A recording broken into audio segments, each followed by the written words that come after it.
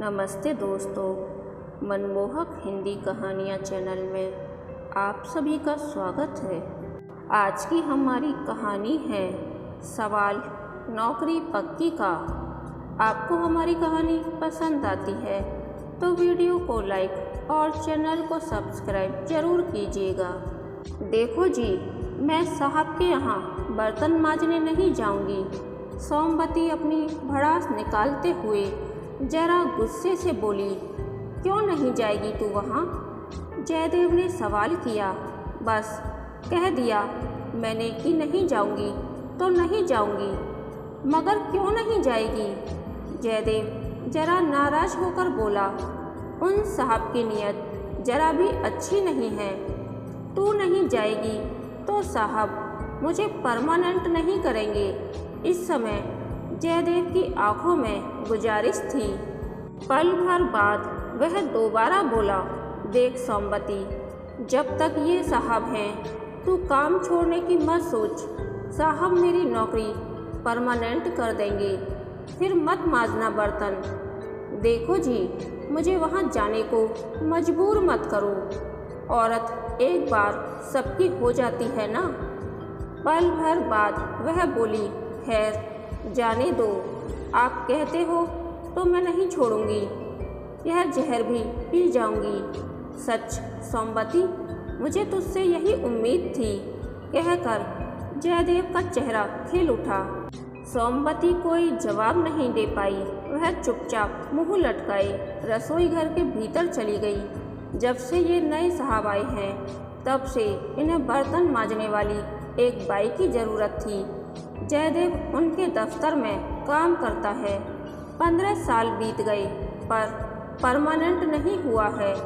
कितने ही साहब आए, सबने परमानेंट करने का भरोसा दिया और परमानेंट किए बिना ही ट्रांसफ़र होकर चले गए। ये साहब भी अपना परिवार इसलिए लेकर नहीं आए थे कि उनके बच्चे अभी पढ़ रहे हैं, इसलिए यहाँ एडमिशन दिलाकर वे रिस्क नहीं उठाना चाहते थे।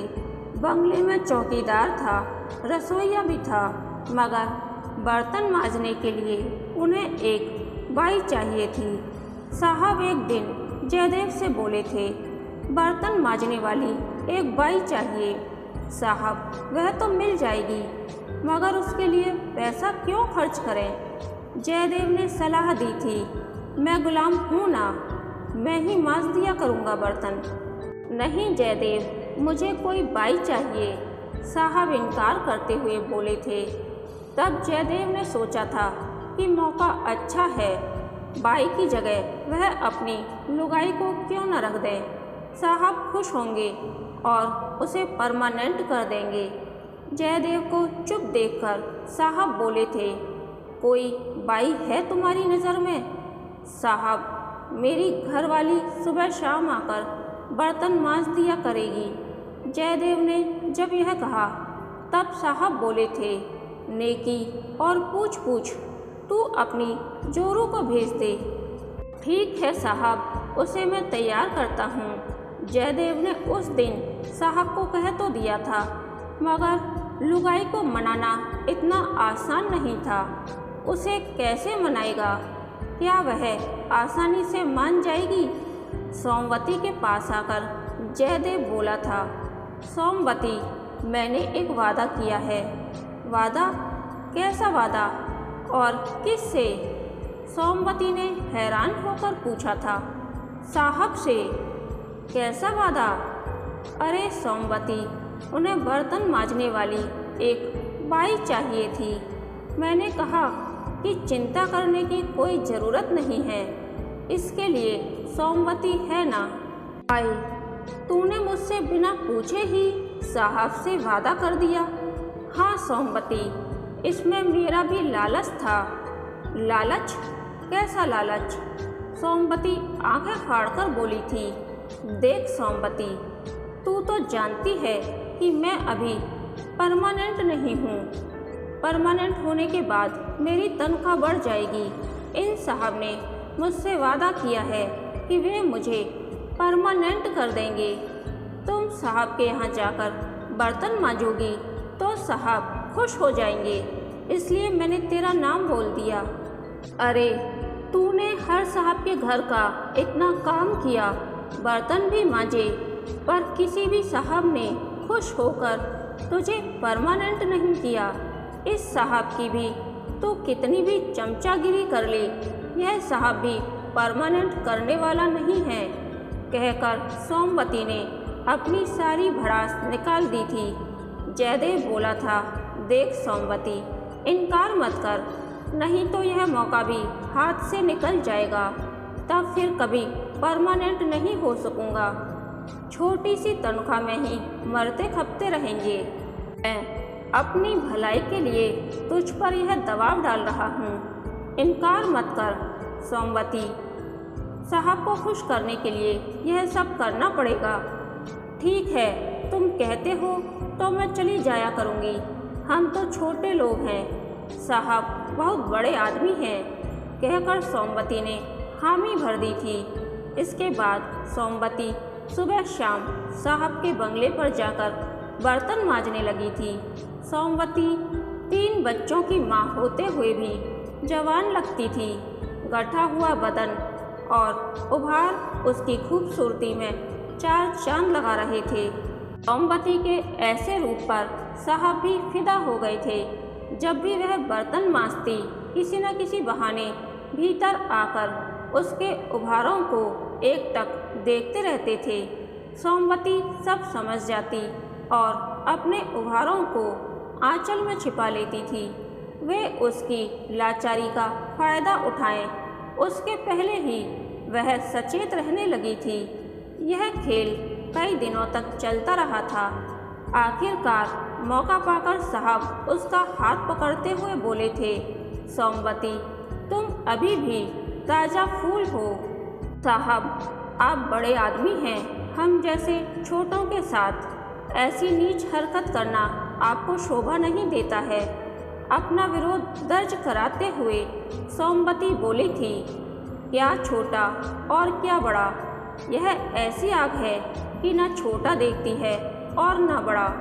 आज मेरे भीतर की लगी आग बुझा दो सोमवती, कहकर साहब की आंखों में हवस साफ दिख रही थी।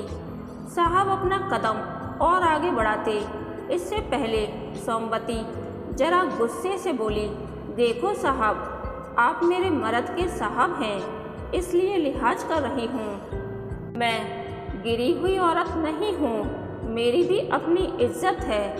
कल से मैं बर्तन मांजने नहीं आऊँगी। इतना कहकर वह बाहर निकल गई थी। आज सोमवती ने जयदेव से साहब के घर न जाने की बात कही तो वह नाराज हो गया। कहता है कि मुझे परमानेंट होना है। साहब को खुश करने के लिए उसका बर्तन मांजना जरूरी है, क्योंकि ऐसा करना उन्हीं साहब के हाथ में है। जयदेव अगर परमानेंट हो जाएगा तब उसकी तनख्वाह भी बढ़ जाएगी। फिर किसी साहब के यहाँ जी हुजूरी नहीं करनी पड़ेगी। क्या हुआ, साहब ही तो हैं, उनको खुश करने से अगर जयदेव को फ़ायदा होता है तो क्यों ना एक बार खुद को उन्हें सौंप दे। वैसे भी औरत का शरीर तो धर्मशाला होता है, उसके साथ साथ फेरे लेने वाले पति के अलावा दूसरे मर्द भी तो लाड़ टपकाते हैं। उसने कई ऐसी औरतें देखी हैं जो अपने मर्द के होते हुए दूसरे मर्द से लगी रहती हैं। फिर आजकल सुप्रीम कोर्ट ने भी तो फैसला दिया है कि अगर कोई औरत अपने मर्द के अलावा दूसरे मर्द से जिस्मानी संबंध भी बना लेती है तब वह अपराध नहीं माना जाएगा। फिर वह तो अपने जयदेव के फायदे के लिए जिस्म सौंप रही है। जिस्म सौंपने से पहले साहब को साफ साफ कह देगी, इस शर्त पर यह सब कर रही हूँ कि जयदेव को परमानेंट कर देना। इस मामले में मर्द औरत का गुलाम रहता है। इस तरह सोमवती ने अपने आप को तैयार कर लिया। देखो सोमवती, एक बार मैं फिर कहता हूँ कि तुम साहब के यहाँ बर्तन मांजने जरूर जाओगी। जयदेव ने फिर यह कहा तो सोमवती बोली, हाँ बाबा, जा रही हूँ। तुम्हारे साहब को खुश रखने की कोशिश करूंगी और मैं भी उनसे सिफारिश करूंगी कि वे तुझे परमानेंट कर दें, कहकर सोमवती साहब के बंगले पर चली गई। अभी हफ्ता भर भी नहीं बीता था कि जयदेव ने घर आकर सोमवती को बताया, साहब ने काम से खुश होकर मेरा परमानेंट नौकरी का ऑर्डर निकाल दिया है, तनख्वाह भी बढ़ जाएगी। क्या सचमुच तुझे परमानेंट कर दिया? खुशी से उछलती सोमवती ने पूछा। हाँ सोमवती, साहब कह रहे थे कि तूने भी सिफारिश की थी। जयदेव ने जब यह कहा तब सोमवती ने कोई जवाब नहीं दिया। वह जानती है कि साहब से उसके जिस्म के बदले यह वचन लिया था, उसी वचन को साहब ने पूरा किया, तभी तो इतनी जल्दी आदेश निकाल दिया। उसे चुप देख जयदेव फिर बोला, अरे सोमवती, तुझे खुशी नहीं हुई? मुझे तो तुझसे ज़्यादा खुशी हुई। मैंने जोर देकर साहब से कहा था। सोमवती बोली, उन्होंने मेरे वचन को पूरा कर दिया। अब तुझे बर्तन मांजने की ज़रूरत नहीं है। मैं साहब के लिए दूसरी औरत का इंतज़ाम करता हूँ। नहीं जयदेव, जब तक ये साहब हैं मैं बर्तन मांजने जाऊँगी। मैंने यही तो साहब से वादा किया है। चलती हूँ साहब के यहाँ, कहकर सोमवती घर से बाहर चली गई। कहानी के अंत तक बने रहने के लिए धन्यवाद। यह कहानी आपको कैसी लगी प्लीज़ कमेंट करके बताइए।